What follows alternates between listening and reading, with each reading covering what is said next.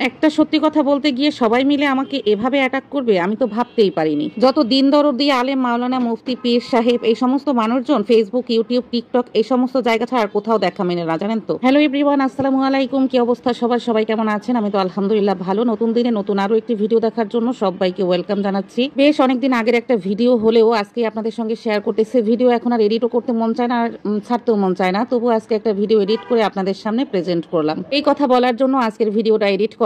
আমি টিকটকে গতকালকের একটা ভিডিও দেখেছিলাম যে একজন নাকি বিড়ালের গায়ে হাত তুলেছে, তো সেই কারণে সেই লোকটাকে এমন ভাবে টর্চার করা হচ্ছে, এমনকি তার মাথা টুপিও খুলে ফেলা হচ্ছে। লোকটা যেহেতু একটু বয়স্ক, মাথায় টুপি ছিল, দাড়ি ছিল, তো তাকে এমন ব্যবহার দেখে আমার কেমন যেন একটু খারাপ লাগছিল। তাই আমি কমেন্ট করেছিলাম যে এই রকমের না করলেও পারতেন, হয়তোবা সে ভুল করেই ফেলেছে, তার জন্য তার সঙ্গে এমন ব্যবহার না করাই ভালো। বিড়ালের প্রতি মায়া মহব্বত থাকাটা এটা স্বাভাবিক, কিন্তু মানুষকে আগে ভালোবাসতে হয়। তো ওখান থেকে আমাকে এত লোক কমেন্ট করে বকাবকি করছে, মানে তাদের ভাষাটা এমন ছিল যে আমাকে মানে কোনো রকমের ভাষায় আমাকে ছাড় দেওয়া হয়নি। এত রকমের ভাষা আছে, মানে খারাপভাবে বলা যায়, ঠিক তেমনভাবেই আমাকে ওখানে মানে সবাই মিলে একসঙ্গে আমি কি করব। একবার ভাবছিলাম যে কমেন্ট ডিলিট করে দিই, তারপর ভাবলাম কেন, উচিত কথা বললে তারা যদি এভাবে খেপে যায় তাহলে কি দরকার আছে আমার কমেন্টটা এখানেই থাক, তারা যা খুশি তাই করুক। সত্যি বলতে দিন দরদি পীর সাহেব হাফেজ মাওলানা সব কিন্তু এই আপনি অনলাইন জগতেই দেখবেন, বাস্তবে এদের দেখা মিলে না। কয়েকদিন আগে দেখলাম 9 বছরের একটা মেয়ে ধর্ষণ হয়েছে। কত জায়গায় কত ভালো ভালো মানুষ খুন খারাপই হয়ে যাচ্ছে, তাদের বেলায় কিন্তু কেউ একবার গলা তুলে আওয়াজ করে না, তাদের পাশেও গিয়েও দাঁড়ায় না। আর দেখেন একটা সাধারণ বিড়ালের জন্য, বিড়ালটা সাধারণ না ভাইরে ভাই, বিড়াল আমিও পালি, খুব ভালোবাসার একটা জায়গা বিড়াল। তাই বলে একটা মুরব্বী মাথায় টুপি দাঁড়িয়ে একবার টুপিটা খুলে ফেলেন, আপনি দাড়ি ধরেই করেন, আপনি মানে এমন যা করলেন, ঠিক আছে হয়তো বা সে ভুল করছে। এখন আপনাকে যদি কেউ কুকুরে কামড় দেয়, আপনি কি কুকুরকে কামড় দিতে পারবেন? এটা কি করা যায় কখনো? সেখানে আমাকে আবু হুরায়রা রাদিয়াল্লাহু তাআলা আনহুর হাদিস কোরআন দিয়েও আমাকে বোঝানো হয়েছে। আসলে আমি তো কিছুই জানি না, তো এই আলেম ওলামাদের কাছ থেকেই আমার অনেক কিছু শেখা আর কি।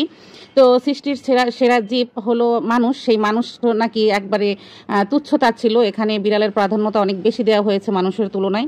যাই হোক, যার যেরকমের রুচি, যে যেরকমের বুঝে সেইভাবেই বুঝেছে আর কি। মানুষ যে কতটা ঝোঁকের পাগল পরিস্থিতিতে না বুঝলে বোঝা যায় না আর কি। ইন্ডিয়ান একটা ব্লগার আছে, হ্যাপি উইথ মামুন ব্লগার, ওই আপুটার হলো আজকে কয়েক বছর যাবত আমি তার ভিডিও দেখতেছি, প্রায় 3-4 বছর ধরে তার ভিডিও আমি দেখতেছি। সব সময় তার পজিটিভ কমেন্ট থাকে, সবাই খুব ভালোবাসে, খুব ভালো ভালো কমেন্ট করে। তো কিছুদিন আগে তার ভোর 6টার সময় একজন লোক এসে কলিং বেল চাপ দিয়ে তাদের সঙ্গে দেখা করতে আসে একটা বাচ্চা নিয়ে। সেক্ষেত্রে সে দিদিটা হলো দরজাটা খোলার পরে তার হাজবেন্ড একটু বিরক্ত প্রকাশ করে, কারণ তারা ঘুম থেকে ওঠে 9টা বাজে। তারপর তাদের ঘুম ভাঙার কারণে তাদের সারাটা দিন খারাপ যায়, আর তারা আসার পরে তাদেরকে চা দেয়, সেই সাথে বোধহয় বিস্কুট অফার করেনি, তাই নিয়ে একবারে পুরো তোলপাড় হয়ে গেছে।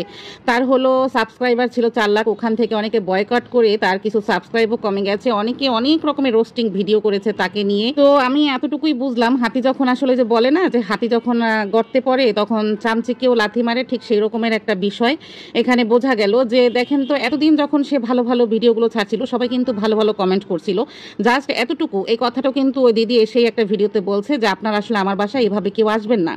আর দেখেন অনেক নায়ক নায়িকারাও কিন্তু সিনেমা করে, তাদের ফেস ভ্যালু আছে, তারা সবাই তাদেরকে চিনে, সেই জন্য কিন্তু তারা বোরকা পরে হাঁটে, কারণ সবসময় কি সবার সঙ্গে সেলফি তোলা যায় না, কথা বলা যায়। আর এখানে যে আপনারা তার কত ভুল ধরেছেন, সেই সকাল 6টা বাজে লোক আসছে তার সঙ্গে ঘুম ভেঙে দেখা করবে। কে রে ভাই, আমরাও তো ফজরে নামাজ পড়ে ঘুমিয়ে পড়ি, পরে 8টা-9টা বাজে ঘুম থেকে উঠি।